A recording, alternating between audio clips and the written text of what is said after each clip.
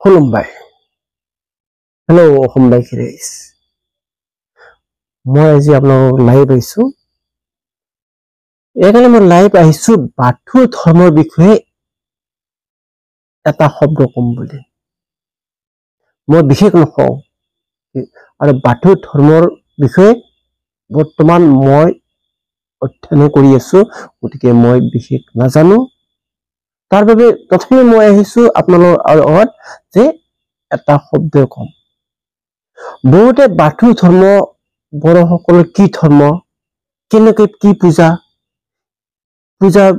বছৰত গোটাই বছৰ চলি থাকে নেকি বা আপোনালোকৰ বাথৌ ধৰ্ম বেলেগ বেলেগ নেকি ঠিক তেনেকে মই বহুতে খুদা মই মোৰ কাণত পৰে যেটো আমি অসমত বা আমাৰ ভাৰতবৰ্ষখন হৈছে ধৰ্ম নিৰপেক্ষ দেশ তাত বিভিন্ন জাতি উপজাতি বিভিন্ন ভাষা ভাষীৰ মানুহ বাস কৰে গতিকে সকলো ধৰ্মৰ সকলো জাতিৰ সকলো ৰীতি নীতি বিলাক সকলো নাজানে বাবে খুদে ঠিক তেনেকৈ আমাৰ বাথৌ ধৰ্ম মানে কি বাথৌ ধৰ্ম মানে বহুতে ক'ব খুজে যে শিৱ নেকি শিৱ নেকি আপুনি শিৱক পূজা কৰে নেকি ন বাথৌ ধৰ্ম মানে শিৱ নহয় আমি বাথৌ ধৰ্ম কৈছে বাথৌ ধৰ্ম হৈছে নিৰাকাৰ তাৰ কোনো আকাৰ নাই তাত কোনো মূৰ্তি নাই বাথৌ ধৰ্ম হৈছে নিৰাকাৰ গতিকে বাথৌ ধৰ্মই মহাদেৱ কেনেকৈ হ'ব পাৰে সকলো জানে মহাদেৱৰ আকাৰ আছে যিসকলে মহাদেৱ ভক্ত মহাদেৱ পূজা কৰে তেওঁলোকৰ প্ৰায় ঘৰতে দেখা পাব আপোনালোকৰ মহাদেৱৰ বেৰত আঁৰি থৈ দিয়া বা মন্দিৰত আঁৰি থৈ দিয়া এখন মহাদেৱৰ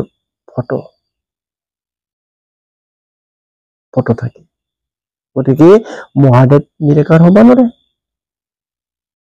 মহাদেৱ আকাৰ কিন্তু বাথৌ ধৰ্ম নিৰাকাৰ বাথৌ ধৰ্মৰ কোনো আকাৰ নাই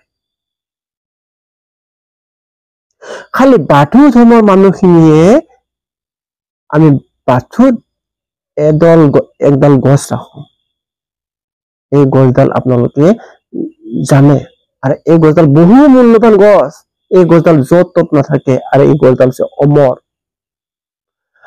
আপুনি যে কাটি জংগলত ফেলাই দিয়ক ৰাস্তাত ফেলাই দিয়ক দঙত ফেলাই দিয়ক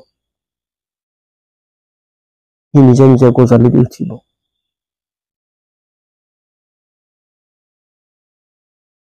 এই কোনোদিন নমৰে আকাৰ এই কাৰণে সিজোক আমি বাথৌত আমি লোৱা যোনটো আমি বাথৌ হেপ নাই বাথৌ ডুম নাই এই বাথৌ ডুমত কিমান কেইজোৰা কামি থাকে মই বহালকে নকওঁ বাথৌত আমাৰ 18 জোৰা কামি থাকে জোৰা কামি থাকে কিন্তু এই জোৰা থাকে আপোনাৰ সদায় মই এইটো উল্টাকে থাকো উল্টাকে জোৰা ধৰা হয় কিয় ধৰা হয় পুৰুষ আৰু মহিলা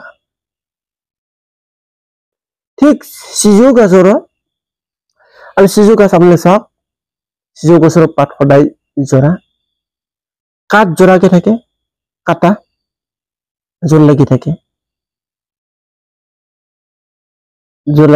আৰু যেটো আমি চিৰি বুলি কওঁ চিৰি গছৰ অলপ তেনেকে কপলা কপলি না তাত 5টা চিৰি থাকে সেইকাৰণে আমি বাথৌ ধৰ্ম মানুহে 5টা তত্ত্বক লৈ আমি মানো আৰু 5টা তত্ত্বক লৈ আমি পূজা কৰো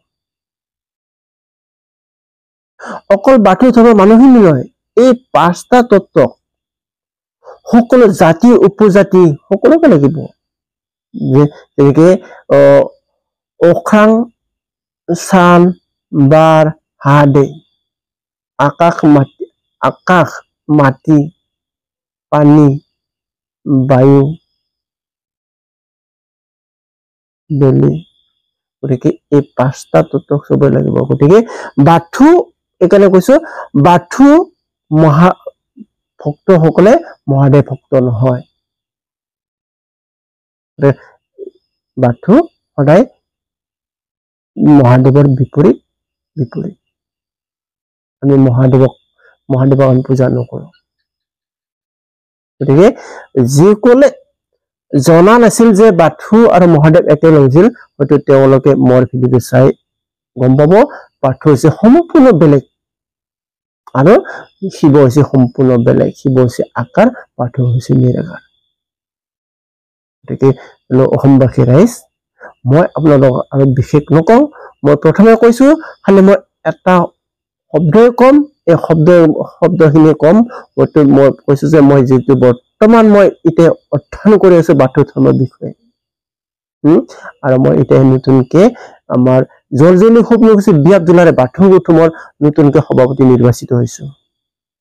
গতিকে মই অধ্যয়ন কৰি আছো, আৰু অধ্যয়ন কৰি মই যিখিনি জানো এইখিনি মই মোৰ ৰবীন ব্লগ চেনেলৰ থ্ৰুদি মই দাঙি ধৰাৰ কাৰণে চেষ্টা কৰিম। গতিকে বন্ধুসকল, আজিৰ ভিডিঅ'টো ইমানে। মই আপোনালোকক আকৌ লগ পাম আন এটা ভিডিঅ' লৈ। গতিকে আৰু তাৰে মাজতে মই আপোনালোকক যদি মোৰ কোৱাত যদি ভুল হৈছে, ভুল ত্ৰুটি হৈছে, গতিকে আপোনালোকক সাহায্য কৰি অনুৰোধ জনাইছো। মোৰ ভুলটো যে আঙুলিয়াই দিব বা কমেণ্ট কৰিব, তেতিয়া মই আকৌ শুধৰাই কোৱাৰ কাৰণে বা আৰু অধ্যয়ন কৰি কোৱাৰ কাৰণে মই চেষ্টা কৰিম। গতিকে বন্ধুসকল, আজিলৈ ইমানতে। আকৌ লগ পাম। ধন্যবাদ। খুলুমবাই। জয় বৰাই বাথৌ।